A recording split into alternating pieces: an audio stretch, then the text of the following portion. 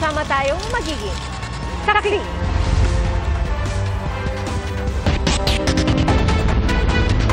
Pinababa po ang mga sakay ng MRT sa Boni Station pasado alas 4 ng hapon kanina. Ay kay Hughes Cooper Amy Kapinpuyan, bigla na lang tumirik ang bagon, nagpatay sindi ang ilaw at namatay ang aircon. 10 minuto rin daw ang itinagal nito bago sila tuluyang pinababa at inabisuhang lumipat sa susunod na tren na dumating bandang alas 4:24 ng hapon. Sa isang post, humingi po ng paumanhin ng DOTR MRT-3 sa mga apektado. Nakaranas daw ng technical issue ang isang bagon na pa-northbound.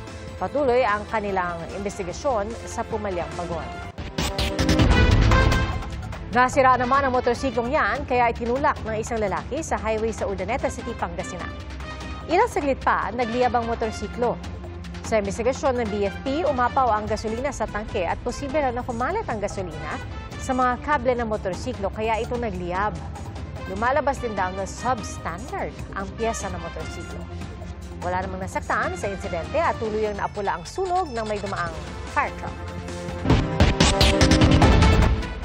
Pag-aaralan ni Pangulong Bongbong Marcos ang posibleng epekto sa ekonomiya ng panukalang 200 pesos na aumento sa minimum wage.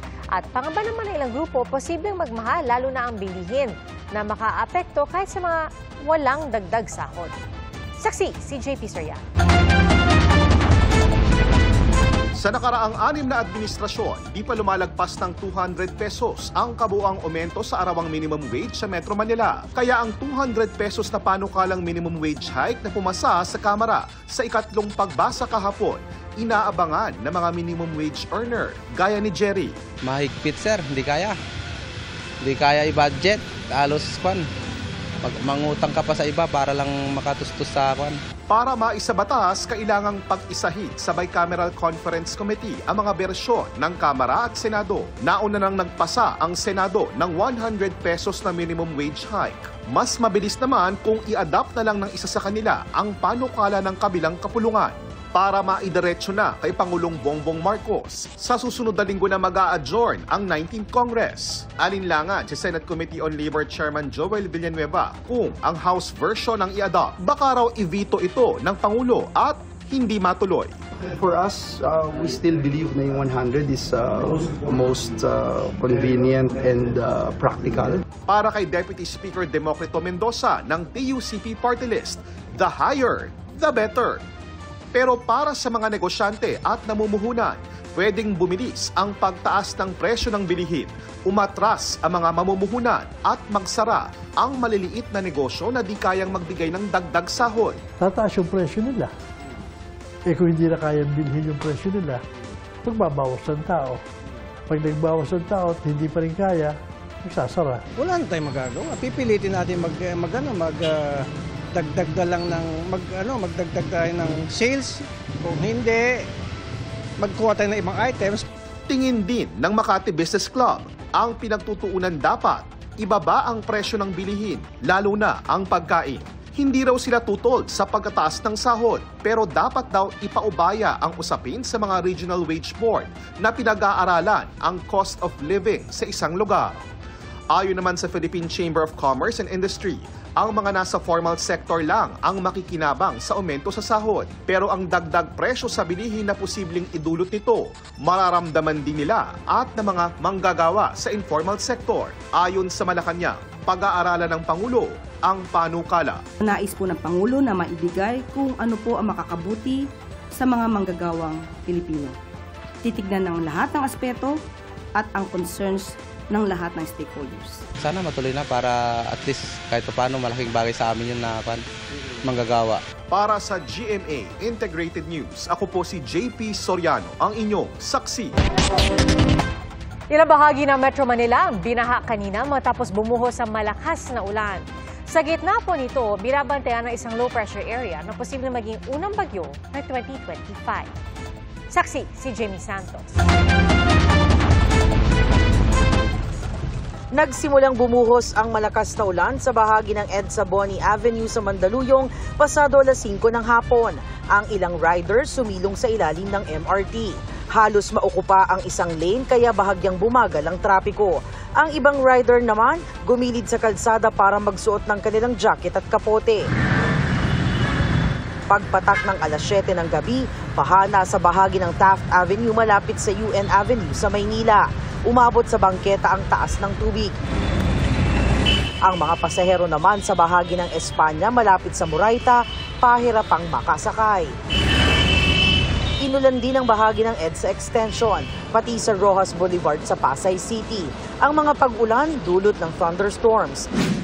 Sa ngayon, may bagong low pressure area o LPA na namamataan malapit sa bansa. Ayon sa Pag-asa, posible itong pumasok sa Philippine Area of Responsibility sa loob ng 24 oras. May tsansa ring maging bagyo ito sa mga susunod na araw o sa weekend. Sakaling matuluyan, tatawagin itong bagyong Auring at magiging kauna-unahang bagyo ngayong taon. Pwede pang magkaroon ng pagbabago. Tuloy-tuloy rin ang epekto ng southwest monsoon o habagat sa Luzon at western sections ng Visayas at Mindanao. Trough ng LPA naman ang nakakaapekto sa iba pang bahagi ng bansa. Base sa datos ng Metro Weather, halos buong bansa ang uulanin bukas lalo na sa hapon. Sa Metro Manila, mataas ang tsansa ng ulan sa hapon at gabi. Para sa GMA Integrated News, ako si Jamie Santos, ang inyong saksi. 2 pamilya ang nagluluksa ngayon dahil sa pagkamatay ng 5 residente sa sunog sa Pasig City. Kabilang sa nasawi ang 1 taong gulang na bata. Saksi, si Bam Alegre. Ginising na naglalagablab na apoy ang mga residente sa Mendoza Street, Barangay Buting sa Pasig mag-aalas 11 kagabi. Bago maghating gabi, tuluyan naman itong naapula. Pero nang pasukin ng mga bumbero, trahedya ang tumambad sa kanila. 5 ang nasawi sa sunog. Ang 43 taong gulang na ina, pati mga anak niyang 11 taong gulang at 1 taong gulang na sanggol. Gayon din ang kapitbahay nilang mag-ama na edad 45 at 15. Meron po akong narinig na may pumutok po, tapos may bumagsak po sa harapan ko, tapos sunod-sunod na po yung bike, bumagsak po sa akin. Tinawagan lang po ako ng anak ko na, mama, may nasusunog po sa bahay. Tapos sabi ko, pakihanap ko si Papa at saka yung kapatid mo. Tapos yun na. Sabi niya, mama, hindi ko makita. Sinasabing yung mag-inang mga yon na nakatira po sa 3rd floor, but na-locate sila sa 2nd floor na and ground floor. So talagang mayroon tayong matinding sunog na nangyari na gumuho yung bahay, kaya sa lower floor sila. Yung mag-ama naman natin, sir, is na-locate po sila sa 4th floor na kanilang tinitirhan. Nakita po sila na nagtatago sa CR. Sa tala ng otoridad, 11 pamilya o halos 70 individual ang naapektuhan ng sunog sa 5 estruktura. May ilan ding lumikas matapos mawalan ng kuryente dahil sa sunog. Hindi sila sa evacuation center natin. Meron na silang shelter doon. Tsaka meron na silang binigyan na namin ng pagkain, pansamantala.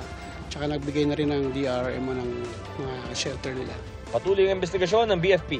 Sad to say, yung location po ng sunog is medyo makipot yung daan. Nahirapan yung mag-penetrate yung mga responders natin. Basically, hindi siya bago, but still, sana maging lesson to sa lahat. Walang mga obstruction, lalo na sa mga makikitid na daan. Grabing sunog. 46 na bahay naman na nasunog sa Glan, Sarangani. Pasado alas 12 na madaling araw. Pabilis kumalat ang apoy, habang ang mga residente nagkukumahog sa pagsalba ng kanilang mga gamit. Electrical short circuit ang tinitingnan ng mga bombero na sanhi ng sunog. Based po sa ating report lang po na natanggap mula sa residente, yung neighbor lang din po doon. Probably daw po is electrical in nature. Pero sa ngayon po hindi pa po namin masasabi kung ano talaga kasi sa amin po is under investigation po. Paalala naman ng BFP, unahin ang pag-report sa mga kaso ng sunog bago mag-post sa social media. Amin pong panawagan sa mga residente na bago po tayo mag-video sa ating mga Facebook, siguraduhin po muna natin na atin po siyang na-i-report sa estasyon. Kasi po kagaya ng sunog na nangyari po dito, isang concerned citizen po ang pumunta sa para po mag-report ng sunog. Wala po tayong na-receive na tawag po sa ating hotline. Para sa GMA Integrated News, ako si Bam Alegre, ang inyong saksi. Umabot na sa mahigit 100,000 ang tinamaan ng dengue sa bansa mula Enero hanggang ika-10 ng Mayo, batay po sa datos ng DOH. Mahigit 400 ang nasawi. Saksi, si Darlene Kai.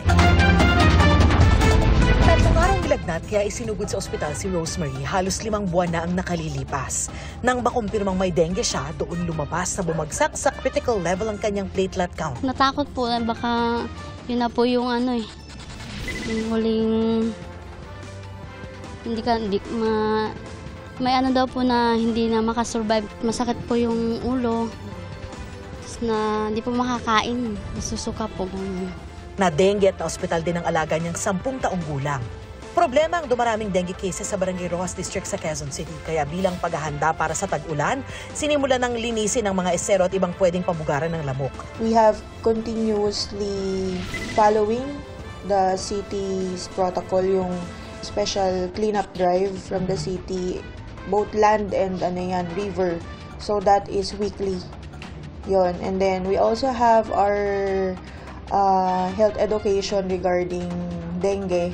And tuloy-tuloy din yung anti-larvae spraying natin. Ayon sa Quezon City Epidemiology and Surveillance Division, umabot na sa mahigit 5,000 ang dengue cases sa lungsod mula January hanggang June 2. Mas mataas ng 287% kumpara sa parehong panahon noong 2024.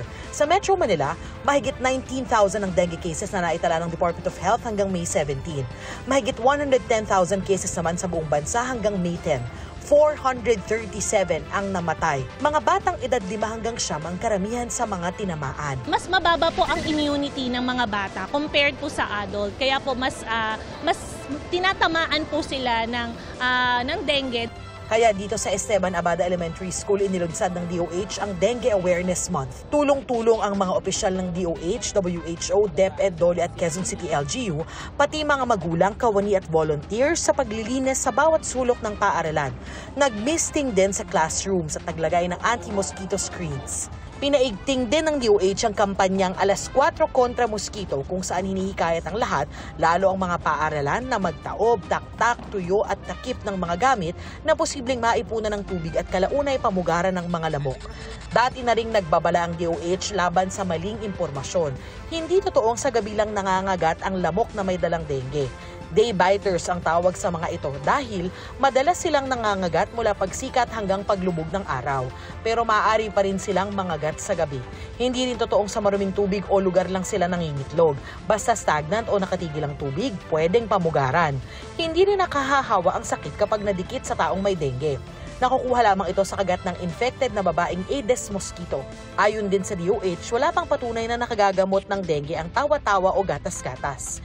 Hindi rin antibiotics ang panlaban sa dengue dahil sa halip na bakterya, virus ang nagdudulot nito. Paalala ng DOH, agad kumonsulta oras na makaramdam ng mga sumusunod na sintomas, lalo na kung tumagal na ng isang araw. Pwede po itong mauwi sa kamatayan if hindi po natin maaagapan. Kaya po pinupush po namin na may prevention is better than cure. Covered ng PhilHealth ang dengue cases mula 9,500 pesos hanggang 47,500 pesos depende sa severity o lala ng kaso. Para sa GMA Integrated News, ako si Darlene Kai, ang inyong saksi.